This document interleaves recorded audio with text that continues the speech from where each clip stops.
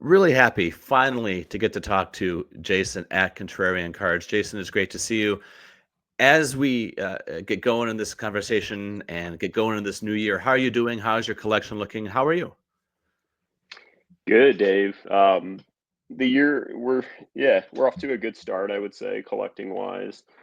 Um, I am really, the end of 2024 was kind of a big reflection period for me, as it is for a lot of people. I think, especially in cards, when you look back at all the stuff you did, or stuff you didn't do, or stuff you wish you would have done differently, or stuff you're happy about, and all that kind of thing. So I definitely still feel sort of reflective and contemplative and all that kind of thing.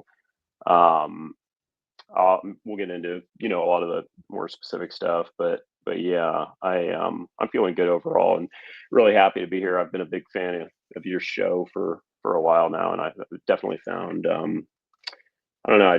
I like the concept of the shallow end and all the guests you have on and all that sort of stuff. So I'm definitely honored to be here and really appreciate you having me.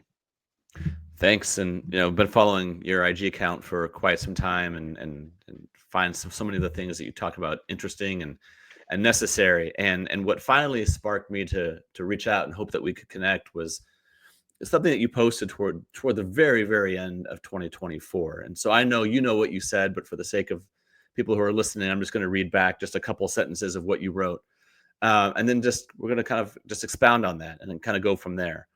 And you were talking about this idea of the cars that you really need over the course of the year, not the ones that hit you impulsively, but as you look back thinking, oh yeah, my experience would have been worse had I not gotten those. And so let me read this back to you. uh, you wrote, as it relates to cards, one very practical thing you can do is look back on your purchase history over the past year and ask yourself how many, quote, can't miss opportunities were there truly. For me, there were 10. 10 cards I could not miss, likely due to the combination of price and rarity. So that means 355 days out of the year, I could have done absolutely nothing and been fine. Do you remember what you were feeling when you wrote that, or what was going on as you wrote that? Yeah, I don't know. I can't remember if I did that last year, but I really enjoy like assessing myself and like especially when it comes to decisions, like card decisions, like did I buy this? Did I not buy this? Did I sell this? Do I regret this? All those sorts of things. I think for me, that's just a really practical way to kind of keep myself on track. And especially at the end of the year, I love that period between Christmas and New Year's where everybody's sort of, in resolution mode and self improvement. I love that kind of stuff. I'm not a New Year's resolution type person so much, but I just love process generally speaking. So yeah, I love just scrolling through my purchase history. I do it all the time, not just at the end of the year, but I like to look back and just feel like I've made good choices. So yeah. So when I did that, I would say I was more just sort of in that headspace of like, okay, like I don't have a list of cards that I want to buy or that I'm chasing, or I'm not working on, building sets or player runs or anything like that. But I have a general like loose vision in my head of like what a very successful year would look like. Um, And if I look back on what happened in 2024, I can be like, wow, there was there was some really big cards that came along that I never would have expected and at really, reasonable prices. And if you had told me at the beginning of the year, or whatever, like I would definitely not have expected those to be the cards that I would end up with. And so I'm thinking about that, like going into this year too. It's like, okay, um, there was probably 20 to 30 cards or choices I made in 2024 that I could have just completely eliminated and either to save myself money or time or whatever. And not all of them were necessarily um bad choices. I mean, I'm sure I graded a lot of those cards and sold them for more, or lost money on some, made money on some others, but it wasn't even that intention really. It was more just about like, if I want to have just the absolute optimal collecting experience from a enjoyment perspective, value perspective, time perspective, all that sort of thing. There, there's just a lot. I heard this quote the other day in a YouTube video. I can't remember. It was some like productivity video or something. And basically, what they were saying was like people tend to overestimate what they can do in a day and underestimate what they can do in a year. And I was kind of like thinking about that in terms of cards, and I was like, you have those other 355 days in the year where you can really do a lot of damage almost just by being excessively active, where you have those 10 days where those really good opportunities come along. And if you're not ready for them, or if you've been too active on those other days where you were just trying to figure out what you should do, you might not be in a position to really capitalize on those really, special moments. So it's a lot of that kind of stuff. Just keeping the big picture in mind, knowing your chances are going to come, taking what the defense gives you, sort of a perspective on it. Just passing, passing, passing, checking the ball down, taking those, whatever. But then when those big, over the top, opportunities come, just really not hesitating and not missing those, because you only get one chance at some of those cards, especially when they're priced really attractively. So if that kind of makes sense. It does, and I think the challenge for all of us, and a lot of times we can't even address it until looking back on it, is identifying when those moments are. Right? We can say, okay, there could be 8 to 15 cards over the course of the year that we really, looking back on, are going to be glad that we pursued. But what about the other 30 to 50 or however many that we don't? And do we know what those are in the moment, or do we not know what those are in the moment? And I think that's the constant ongoing challenge. Yeah. So I think it's interesting. Like, I'm always curious, and I'll ask you this about like people's process in terms of like some people just wait for auctions. Some people, I tend to buy almost all my cards via fixed price. And I was thinking about this the other day. I was like, I've only bought one card ever in my life from like a person privately. I just buy all my cards on eBay at fixed price, typically either right when they get listed, because the price is just so attractive that if I don't buy them, that's it. It's done. It's over. But I get the sense that not a lot of people do that. Um, so I was going to ask you just kind of what if you're talking about like how to, you know, make those choices, recognize those opportunities. Um, do you tend to wait for auctions? Do you tend to seek out private deals? Do you tend to be somebody that checks your phone often for save searches, your feed, whatever, that kind of stuff? Like, what's your sort of general how do you prioritize your opportunities? For me, it's knowing what cards that I want and what I'm looking for. And it doesn't matter if it's buy it now, it doesn't matter if it's auction, it doesn't matter if it's eBay, it doesn't matter if it's private. I know what I'm looking for, and wherever it happens to pop up, as long as the price is not crazy, not excessive, then I will try to find a way to get it. And so the format, the method doesn't necessarily matter so much as, oh, okay, I've been waiting on this for a year or for a week or however long I've been wanting that card. There it is. Now let's find a way to go and get it. Um, I think just sort of naturally, as I get to know more people, I start making more private deals. I think I made 2 years ago, I think I made one the entire year, and it was nerve wracking. People didn't really know me. I didn't really know them. Last year, I think I made 3 or 4, and then already this year I've made 2. So I think that's just because my networks are getting bigger. Um, uh, my reputation is getting just sort of solidified as this is somebody who is going to pay when he says he's going to pay. Or if someone buys it from me, they know that I'm going to mail it and send tracking and everything else. But I don't really care about the method. I care about the card. And it, just like you, if something pops up and it's been, I'm just gonna go for it as long as it's reasonable, and sometimes it isn't.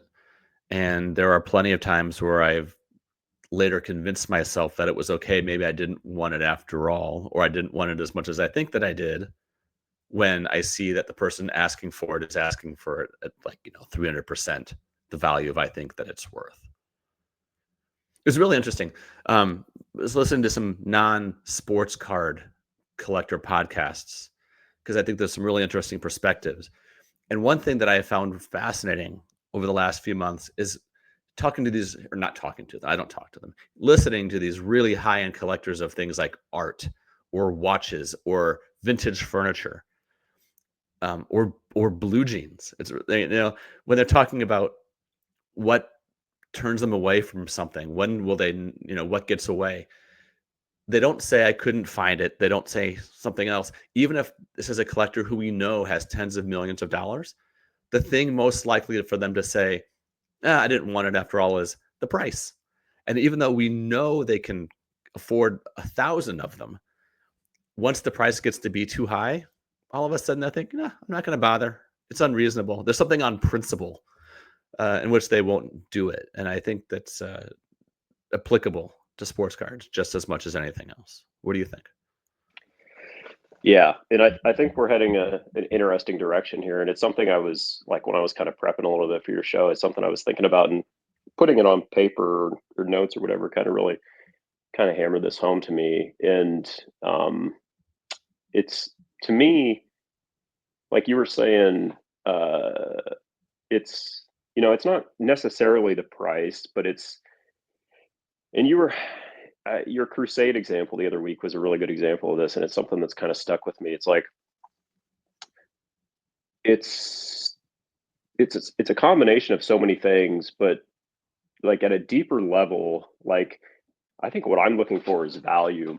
And when I say value, I don't mean like this card is $100 and the comp is 200. That's not that important to me.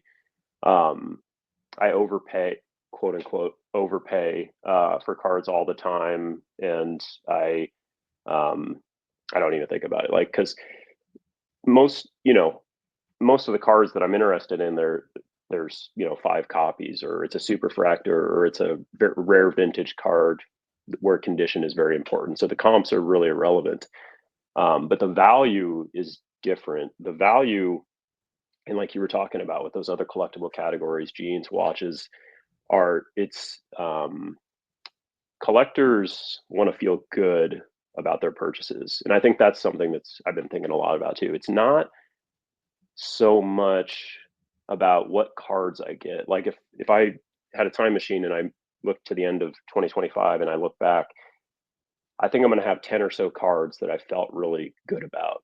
I have no idea what they're going to be. I have a general idea, like maybe it's a top heritage gold refractor of a certain player that I respect, or it's um, a I don't know, Mookie Betts red sapphire out of 5 at a really good, just some a couple of the qualifications from subject, brand, era, that type of thing.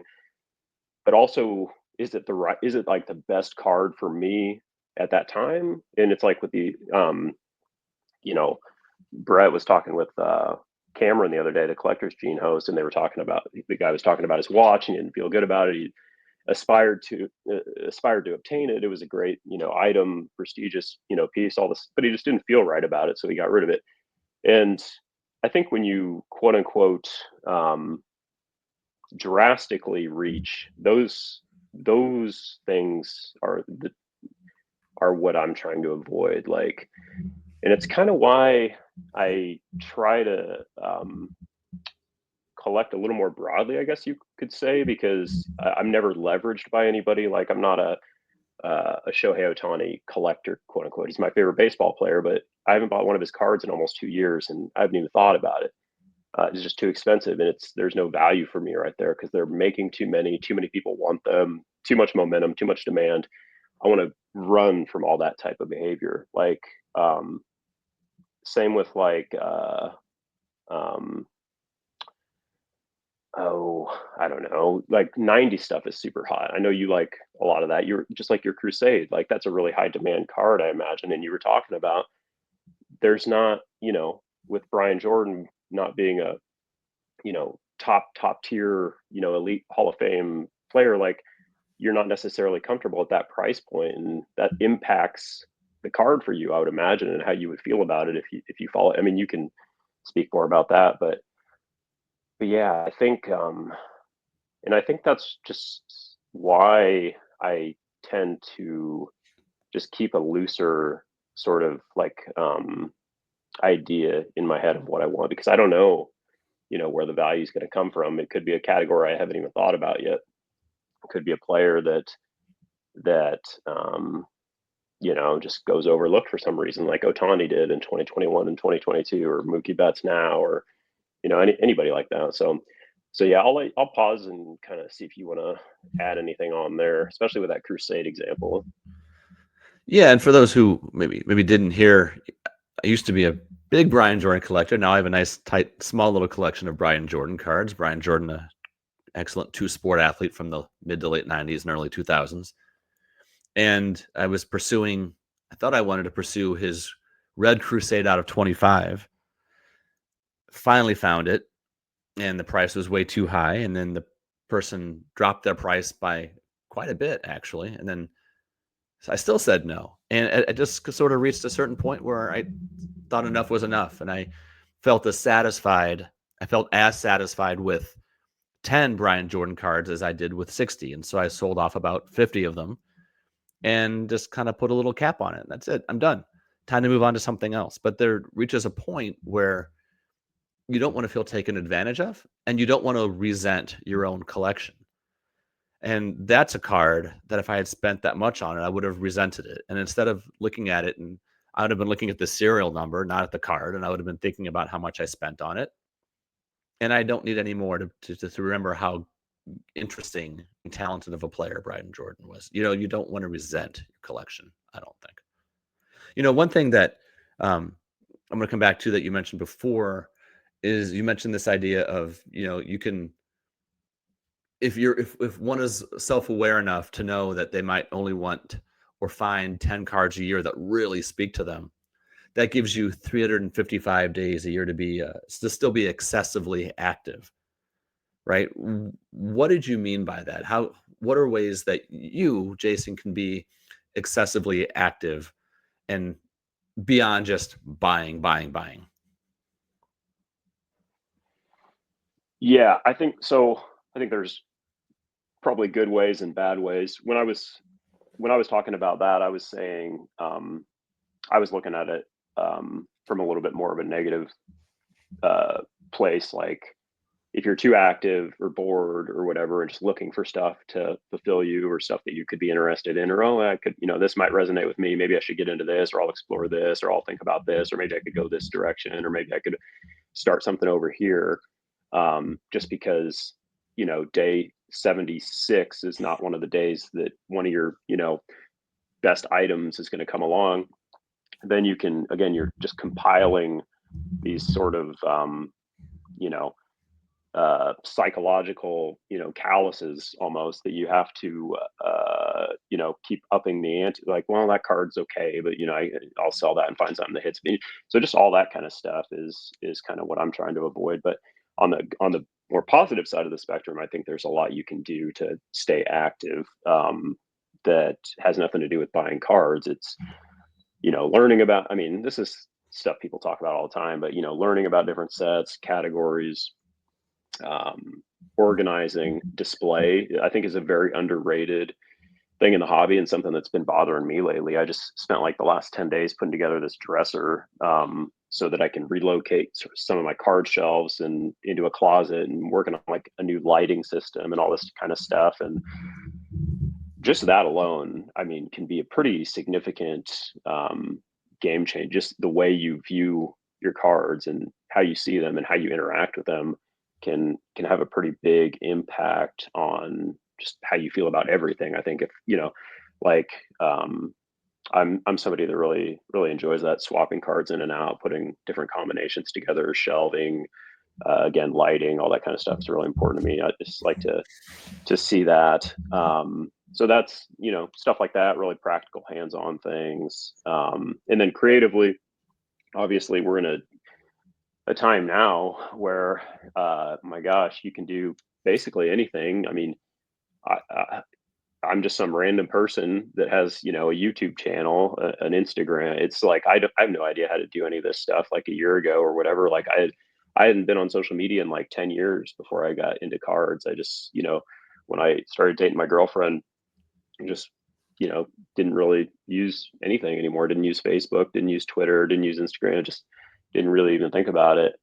And then once I got into cards, I kind of came back, just started it for the purpose of like promoting, you know, like my eBay stuff more than like the collecting side. But then slowly I got far more into the like creative components and just the, you know, they make it so easy too. I mean, to do all this stuff, make these reels and these stories, and there's so many templates and all this kind of thing. And yeah, so there's a lot of that kind of stuff you can do. I would say one of my favorite things in the hobby that sort of blends buying and research and learning is just going on ComC and looking through like thousands of cards very quickly. Um, they they have it set up so you can sort by oldest or by newest or by print run, all that sort of stuff, and you can really learn a lot very quickly just by quickly scanning each page, looking for, you know, the three cards out of, you know, 2000 that really pop out to you. And then they cost like $2. And it's like, to me, that's like one of the most, you know, pure forms of joy that I get in the hobby is just doing that kind of stuff. Like, oh, 45 minutes, look at 1,000 cards. What's the best one I saw and why? You know, and then I think about it and like, okay, what does this card lead to? And, you know, then you just get going in all sorts of directions. So yeah, so that's a lot of, you know, ways that you can be active without like spending very much money and stuff like that. What about you? Do you have any sort of side quest that you're on or anything? When I think about organization, I think about digital organization. And you know, I have a Flickr account. It's not public; no one ever sees it. But I like to play with that. I play with the names of the albums. I play with, do I just want the front of the card, the front and the back of the card? How do I group them together? And then occasionally, some of those pictures might surface into an Instagram post or a story or whatnot. But I like arranging that way. And the reason why is for me, it's more of a room type of thing. I don't really have the room in the house where we live with kids and dogs to want to display it because I worry about things will get hurt or knocked over or chewed on or whatever it might be. So, similar to you, I do like to think about how it's displayed. I've just chosen to go more digital. Um, that way I can kind of bring it with me as well. And, you know, if I'm waiting in line at the pharmacy or the DMV or somewhere like along those lines, and you know, God forbid I be alone with my thoughts for 10 minutes, I can open Flickr, you know, and just kind of go through the cards and see what I've accomplished and see what I've been able to arrange. And I think it's a creative act. I think that cards can be an emotional, creative act. Um, I'm glad you mentioned that. I do that too. I keep a Google sheet, and it's open right now on the other window next to StreamYard here, and I just call it PC management, and it's what it is. It's four lists of my the three top 100 countdowns I did each of the last 3 years, and then my current rankings. It's all color coded by category. So Star Wars is blue, baseball's orange, football's green, non-sport is like another blue. I have values assigned that I refer to as my quote unquote liquidation values. So that's how I sort of keep track of the cash or whatever. Like if I had to list this item immediately and get it sold or whatever, like this is how much I would probably price it at, like in a pinch. Um, and then I have pictures, like just screen grabs of every graded card that I own, and I move them around, kind of like you're talking about, like rearrange them like in groups, in pairs, by category, and then I look at them, and I'll just do this in the morning. Like I'll get up and have a cup of coffee, and I'll just open that, and I'll just stare at it for like 5 minutes and be like, what should I do? I could sell that, or I really like that. I should buy more of those, or I don't know about this. Like, do I still like these as much? Like, are these undervalued? You know, and I'll just sit there and just think big picture about cards. And I'd say that's probably, now that we're going back to activity, I'd say that's something that generally is probably one of the best experiences I have, is just every morning just thinking about the big picture, thinking about what I want to do, thinking about what I've already done. I would say actually, now that we're talking about this, that might be actually more enjoyable than almost anything else. Um, is just the big picture strategy, not like, okay, I want card ABC. How am I going to find it? How am I going to get it? But yeah, just like the cards, like cards, it's just so deep. Like there's, I mean, literally, we're talking about 100 years, countless categories, countless subjects, countless brands. Just it's endless. So it's like, um, yeah, and I like that because I like thinking about it. Like I just got into Elvis cards. Um, Elvis has a robust card catalog. Like I was very surprised how many cards he has, and I won't go too far into this, but um, yeah. And now I'm thinking uh, like, do I like this, or like, am I going to keep doing this? Is this just as I don't know, is this impulsive? Just all that kind of stuff. So yeah, I'd say just generally thinking about just collecting is a lot of fun. Like again, what is it, January 14th? I haven't bought a card this year, and I'll be shocked if I'm not even seeing anything remotely interesting coming across my eBay feed. So I won't be shocked if I don't buy a card for the rest of the month or next month or whatever. But I'm still having a blast every day, and I still feel highly active, quote unquote. So It seems like, well, it doesn't seem like you've mentioned this, that you almost get as much enjoyment out of strategy and process as you do the cards themselves. Is that accurate, would you say? yeah, I would definitely say that. I uh, yeah, I I would say strategy for sure.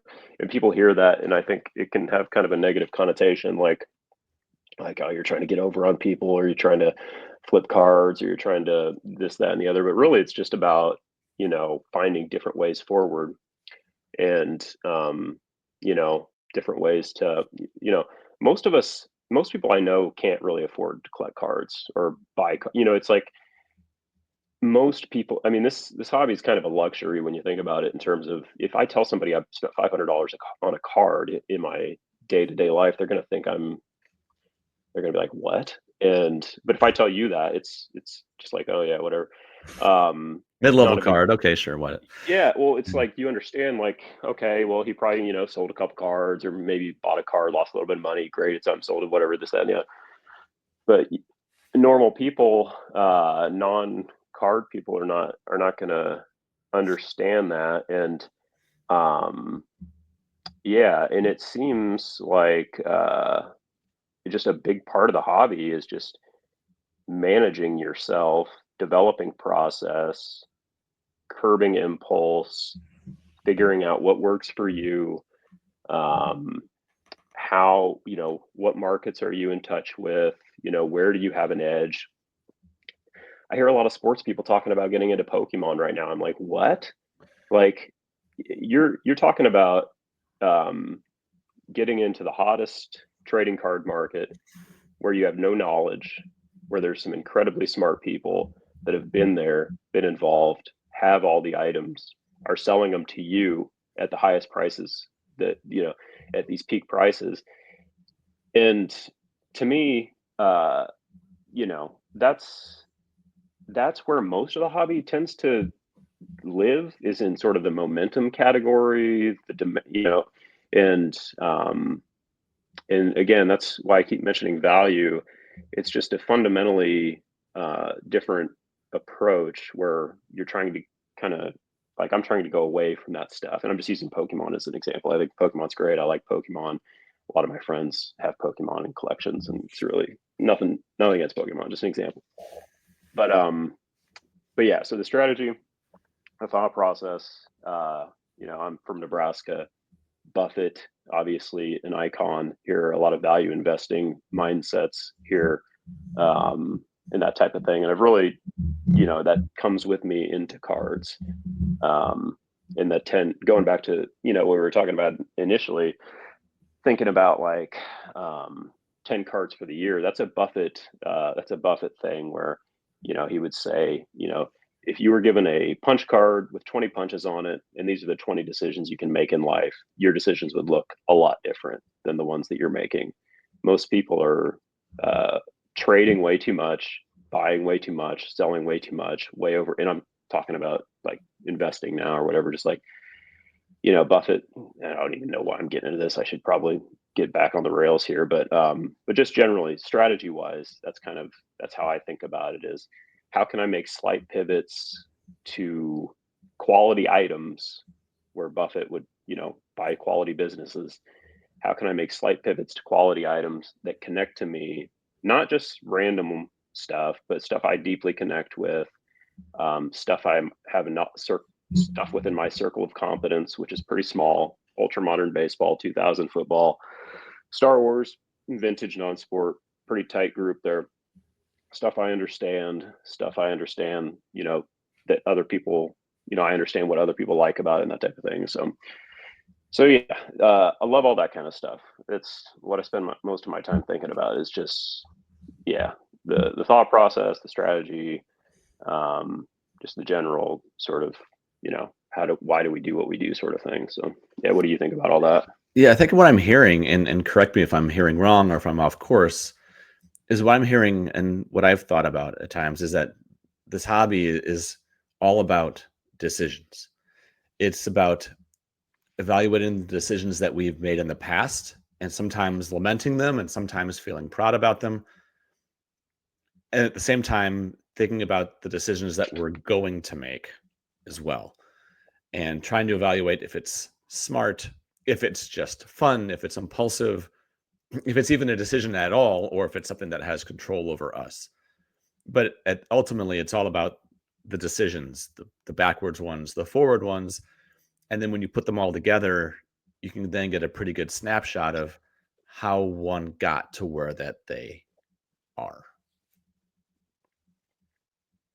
Yeah. And I was, when you were talking about lamenting decisions, I was there was an episode you did, and I can't remember the card, but it was possibly the funniest thing I've ever heard on a card podcast or a card piece of card content. You said I think it was like a Bobby Witt card, perhaps. It was a baseball player, and you was like you were talking about it. You were talking about seeing the card, interested in it, bought it, and then you said, I hated myself instantly.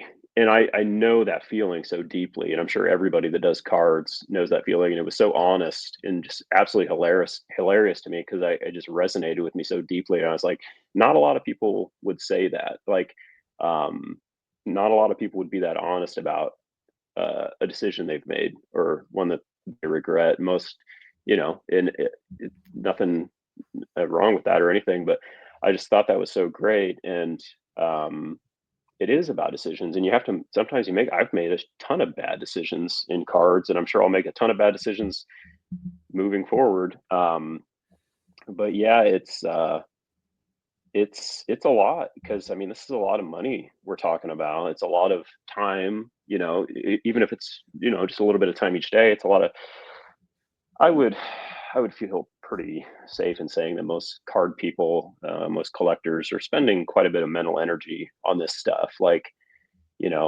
consuming content, analyzing markets, looking for items, social media, all this kind of stuff.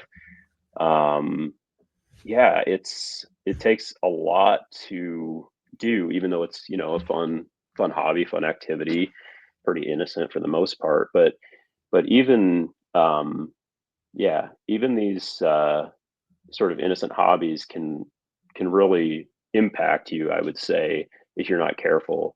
And especially when you're talking about decisions and making a lot of decisions. I used to um, play daily fantasy sports, and I would make like 300 lineups on DraftKings each week, and it was like so exhausting. And I just quit eventually because I'm like, I don't even like football anymore. To be completely honest, like this has just become a business, and it's like I don't need to know how many checkdowns Golden Tate's going to get this week. I don't need to know if Marvin Jones, is practicing on Thursday.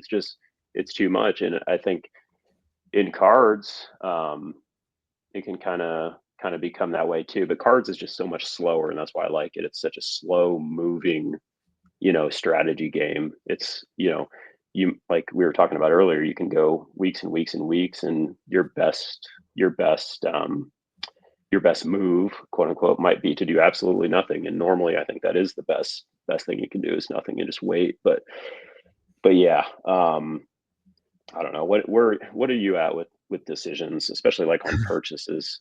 I was laughing inside when you're talking about the mental energy that we spend, right? Because I was thinking, every Sunday morning, for those of us who have iPhones, if you have the option turned on, it says, here's your screen time for the week. You spent 3 hours and 12 minutes a day on there. But imagine if there was a screen time in our head for the hobby, and it came across, you spent 22 hours a day thinking about sports cards. Dude, I that's funny, and because it's very true. But I worry about that sometimes. I'm like, man, like, can I still read a book? Like, can I still, it's like, am I having like hobby brain rot or all this kind of stuff? And yeah, totally, man. Yeah. So, as we start to winding down a little bit, you asked me about how I'm thinking about decisions. That's kind of where I am now, and I'm not a big resolution person either, but I do think that there is a real utility. There's a usefulness to there being this organic marker of the turning of the year of from it goes from 2024 to 25 or whatever the year is, that sort of forces us, even if we don't want to make formal resolutions, it forces us to think about where we are. And I've mapped out sort of what I want, and trying to narrow some lanes and whatnot. And one of my goals for the year is to not slow down, but to add more. I know consolidation is a buzzword right now, but I was forced to consolidate last year because I went for this Jackie Robinson rookie. And because of that, I reduced my collection by 85, 90%. And this year I just want more. Like when I go downstairs and look at my collection, I want to be able to spend more than 18 seconds looking at one card and think, okay, well, I'm done. So I'm trying to acquire. And what I'm really doing is deciding what it is that I want to acquire. I'm basically just a baseball card guy. I'm constantly forcing myself to not look at things like Marvel cards. Because I do, when I was growing up, I loved comic books. Don't read them anymore. Don't want to collect comic books, but I like the art on the cards. But if I do that, then I'm detracting from some of my goals with baseball, both vintage and modern. So that's kind of where I am, and doing things like taking deep breaths, putting the phone away, setting myself some limits, and realizing that certain impulses and moments pass. And it's the things that I find myself thinking about after the moment passes that I can't stop thinking about. That is the indicator that there's more there. There's more there. And then maybe that's something that I need to return to and think about. There were a few cards, well, a lot more than that, right? There are about 90 cards that I got rid of to get the Jackie Robinson. And there were maybe 3 to 5 that I really could not stop thinking about afterward, that I realized, okay, maybe you need to reacquire those.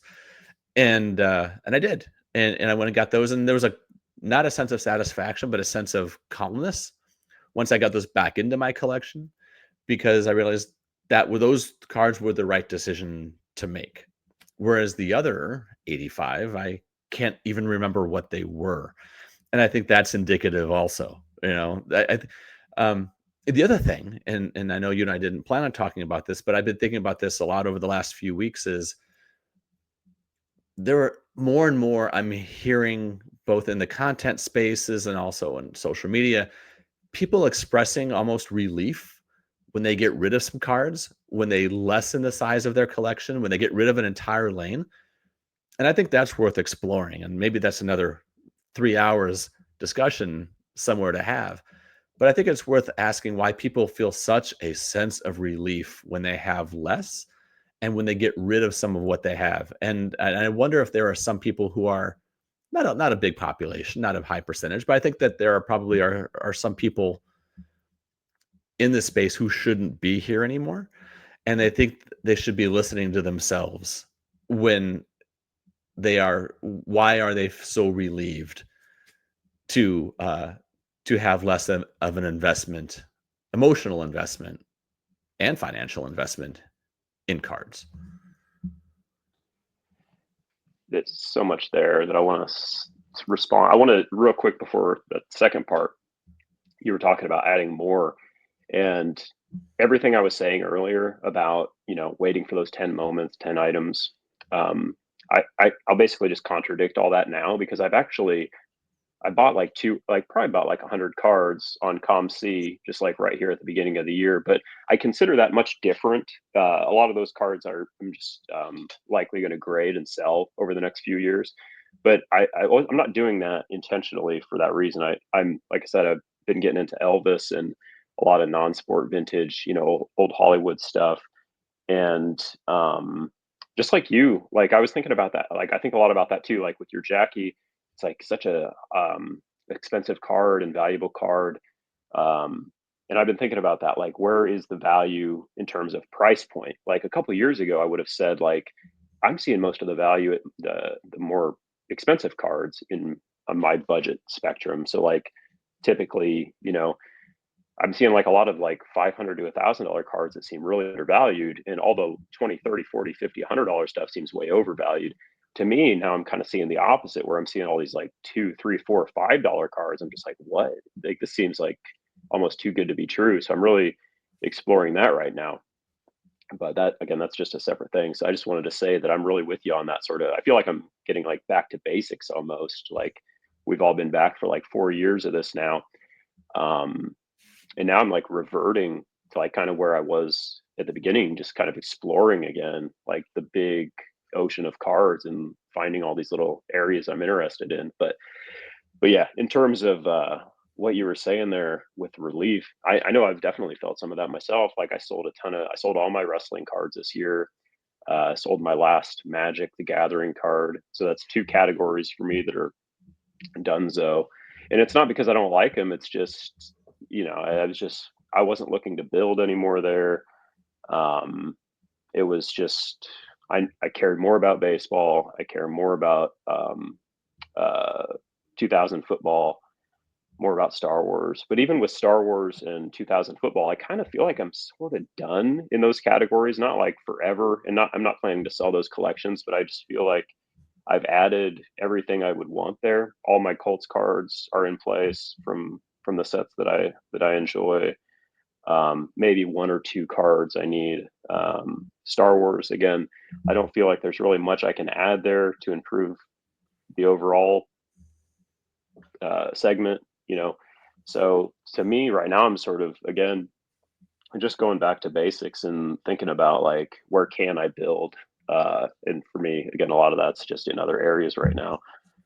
But yeah, in terms of people feeling that sense of relief and wondering if they should be here, should they not, I think it kind of comes down to, I don't know, like I would never really give anybody advice on this, but I would say if you feel good when you're not buying, if you enjoy the non spending money parts still, um, if you enjoy exploring, learning, looking at different things, creating, um, all that sort of a stuff, organization, I would say you should definitely stick around, even if you have sold off a lot of cards.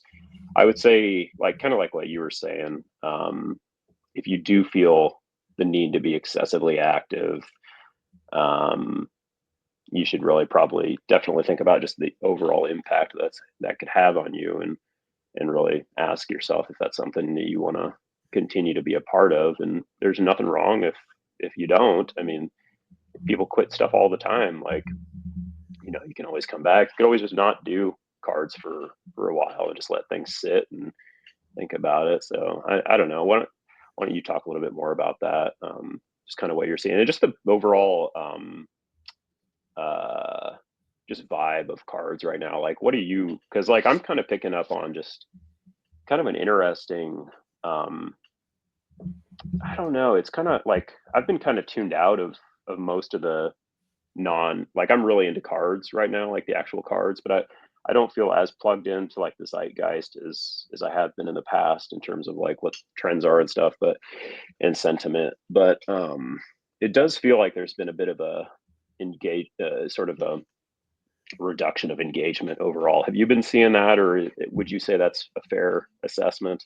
Yeah, but not just in cards, right? So one of my jobs is I study media, and we see an overall reduction in engagement with media, and there's just sort of a sense of overwhelm that's happening. And let's say if you on your app on your phone, I mean, let's say if you have I don't know, the New York Times or the Fox News app on your phone, right?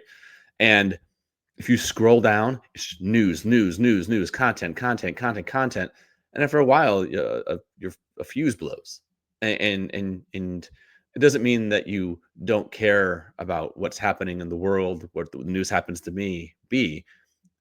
It means that you just can't take anymore, and you need to step away. The technology and content has moved at a pace X amount, thousands amounts of a time quicker than our brains have evolved in order to be able to consume it. And so there's a lot more, but there's two basic things that we can do is you can either engage more or you can disengage. And it's not that I think people necessarily need to leave the hobby or stop following news, is they need to maybe just take a little break and step back and find a more comfortable pace so that you can enjoy it, so that you can actually enjoy your cards and realize, the hobby isn't the drama, the hobby isn't all the content, the hobby is whatever you can tolerate and whatever you can make for yourself. And I'm painting with a very broad brush. Every person's different, right? So there are some people who can engage with a hobby 24/7. There are some who don't. But I think it's about finding that sweet spot and not burning out and just you know finding a point that you find some enjoyment out of it and don't feel like it becomes a burden or overwhelmed. And again, I'm speaking very broadly. Everyone's different, but that's what I'm sensing happening in the mediated world. I'm sensing happening as well in the hobby space. Yeah, you explained that really well, and I think you kind of articulated what I was that I'm feeling or I'm seeing or sensing, but I don't think I could have said it that way. Yeah, and it's interesting too. Because I definitely feel that too. Like just again, broadly speaking, like pulling away from tech, pulling away from the phone, pulling away from YouTube. If I have to hear another Ryan Reynolds commercial about Mint Mobile on a podcast, like I'm I might throw my AirPods, in the street. Like, it's just it is too much advertise. It just too many people, too many companies trying to take all of your attention, all of the time, all of your money, all of the time, and it's just I do sense that, and it makes it makes a lot of sense, like why there would be a pullback from a lot of this stuff. There's a I was thinking about this when I was preparing. There's an economist named Kyla Scanlon, and she coined the term the vibe session. Are you familiar with that? Or with Not not Kyla? not the vibe session. I know Kyla Scanlon. Yeah. Um, no, I was just thinking about that. I was like, because this is what I do because I'm obsessed with cards. I apply everything in life to cards, and just kind of is there like a connection? But so I was thinking about that, and I was like, it does kind of feel like that. Like you hear about all these big sales, and everybody's excited, and Pokemon boom, 90s boom, all time high at every auction, this, that, and the other. But it doesn't necessarily feel good. I mean, I would say for a lot of people, I mean, it depends, and it drastically depends, obviously, on who you talk to, what category you're talking about, what the person's situation is, what their experience is, are they doing this, that, whatever. Um, but yeah, I don't know. I think it's an interesting time. I would say, I'm when it comes to cards, like the actual cards, like I don't think anything is feels bad or not good to me. Like I'm having a blast with cards. The other stuff, I am a little bit more checked out on, and I feel like a lot of people have checked out on a lot of other stuff, like just the kind of the broader. But it's so different now too. It's like when we all came back, it was such like a discovery phase. Everything was exciting and new, and all of us were trying to learn. And exploring different. And now it's like we all have decisions to make, and we all have lives to live, and um, it's like if you're constantly, plugged in and hearing all these conversations about all these cards people are buying and selling and this, that, and the other. It's like, you have to, like, I couldn't agree more with you. You have to find a good place for you, whatever that is. And I think we're all probably trying to figure that out I and think what that's that looks one. like. I think that's one reason I like. I'm sorry to cut you out. I think that's the No, reason you're good. Go ahead. I like at the end of each year how you do your ranking of your top Mhm. 100.